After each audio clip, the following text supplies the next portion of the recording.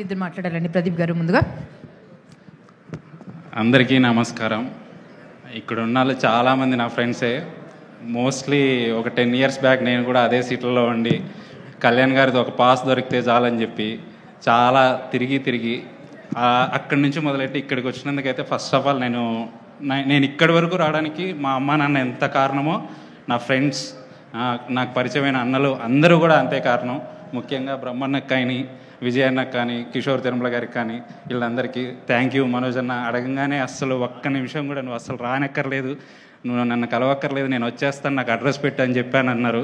Truly overwhelmed with your receiving అన్న. And truly indebted for you first ఫంక్షన్కి. అలాగే రవణ కానీ, మేము ఫ్యాన్గా ఉన్నప్పటి నుంచి సతాయించేవాడిని. రవణనైతే అన్న పాస్లు ఇప్పించు, టికెట్ ఇప్పించు అని చెప్పి ఈరోజు అన్ననే గెస్ట్గా పిలిపించి ఈరోజు సినిమా చేస్తున్నాం అంటే నిజంగా చాలా హ్యాపీగా ఉంది. And more over coming to the movie, Suhas గారికి రాము ఇట్లా కథ చెప్పాను, వెళ్దాం డార్లింగ్ విను అంటే వెళ్ళి కలిసి మమ్మల్ని ఏ రోజు కూడా కొత్త వాళ్ళని చెప్పి ఇది లేకుండా బిలీవ్ చేసినందుకు సుహాస్ గారికి మీకు లైఫ్ లాంగ్ రుణపడి ఉంటాను నేను ఈ విషయంలోనూ. Thank you so much.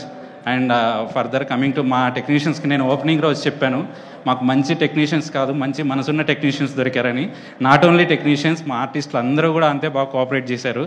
But నేను ఇద్దరు గురించి మాత్రం మరీ చెప్పాలి. ముగ్గురు, మా ఎడిటర్ భవీన్, మా మ్యూజిక్ డైరెక్టర్ రతన్ గారు అండ్ మా బ్రహ్మగల్లి గారు. మరీ ముఖ్యంగా రతన్ గారు ఇక్కడికి వస్తేనే ఆయన గురించి మాట్లాడతాను నేను.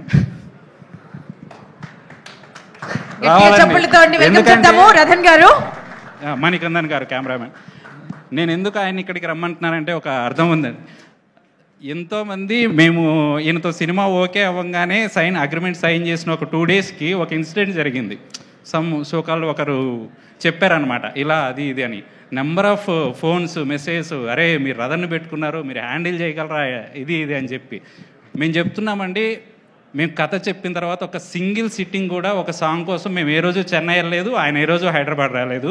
ఆయన ఒక్కటే రిక్వెస్ట్ చేశాడు, మీరు డేట్ వేసుకొని మాకు ఇవ్వద్దు, మాకు ఫస్ట్ కాపీ ఇవ్వండి, నేను మ్యూజిక్ చేసి ఇచ్చాక డేట్ వేసుకో అంటే అసలు మేము ఫోనే చేయమన్నాడు మా డైరెక్టర్. మీరే మాకు సాటర్డే అంటే నాకు హోంవర్క్ పనిష్మెంట్లా ఇస్తున్నావు కదా నువ్వు అని చెప్పి అన్నాడు.